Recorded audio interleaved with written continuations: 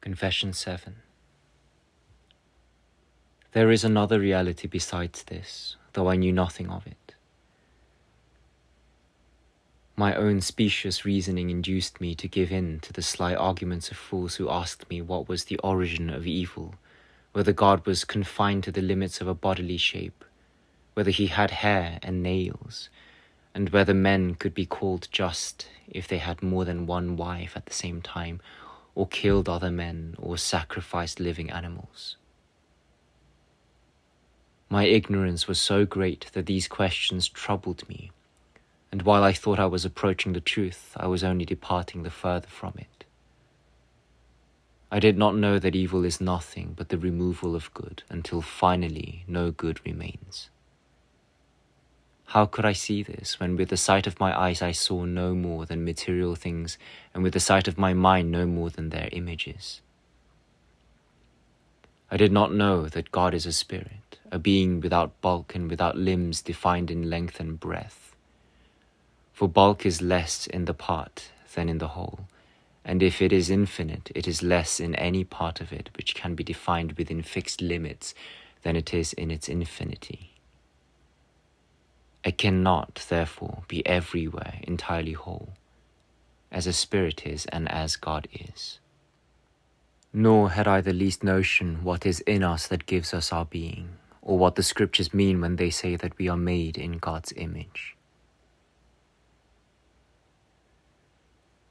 I knew nothing of the true underlying justice which judges, not according to convention but according to the truly equitable law of Almighty God. This is the law by which each age and place forms rules of conduct best suited to itself, although the law itself is always and everywhere the same and does not differ from place to place or from age to age. I did not see that by the sanction of this law, Abraham and Isaac, Jacob, Moses, David, and the others whom God praised were just men, although they have been reckoned sinners by men who are not qualified to judge, for they try them by human standards and assess all the rights and wrongs of the human race by the measure of their own customs. Anyone who does this behaves like a man who knows nothing about armor and cannot tell which piece is meant for which part of the body, so that he tries to cover his head with a shin piece and fix a helmet on his foot, and then complains because they will not fit. Or like a shopkeeper who is allowed to sell his wares in the morning, but grumbles because the afternoon is a public holiday, and he is not allowed to trade. Or like a man who sees one of the servants in a house handling things which the cellar man is not allowed to touch, or finds something being done in the stable yard, which is not allowed in the dining room, and is then indignant because the members of the household living together in one house are not all given the same privileges in all parts of the house. The people of whom I am speaking have the same sort of grievance when they hear that things which good men could do without sin in days gone by are not permitted in ours, and that God gave them one commandment and has given us another. He has done this because the times have demanded it, although men were subject to the same justice in those days as we are in these. Yet those who complain about this understand that when we are dealing with a single man, a single day, or a single house, each part of the whole has a different function suited to it.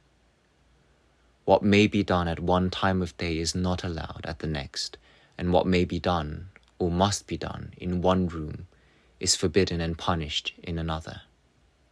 This does not mean that justice is erratic or variable, but that the times over which it presides are not always the same, for it is the nature of time to change. Man's life on earth is short, and he cannot, by his own perception, see the connection between the conditions of earlier times and of other nations which he has not experienced himself, and those of his own times which are familiar to him. But when only one individual, one day, or one house is concerned, he can easily see what is suitable for each part of the whole, and for each member of the household, and what must be done at which times and places. These things he accepts, but with the habits of other ages he finds fault. I knew nothing of this at that time. I was quite unconscious of it, quite blind to it, although it stared me in the face. When I composed verses, I could not fit any foot in any position that I pleased. Each meter was differently scanned, and I could not put the same foot in every position in the same line. And yet the art of poetry by which I composed does not vary from one line to another. It is the same for all alike. But I did not discern that justice, which those good and holy men obeyed, in a far more perfect and sublime way than poetry contains in itself at one and the same time all the principles which it prescribes without discrepancy. Although, as times change, it prescribes and apportions them, not all at once, but according to the needs of the times. Blind to this, I found fault with the holy patriarchs, not only because in their own day they acted as God commanded and inspired them, but also because they predicted the future as he revealed it to them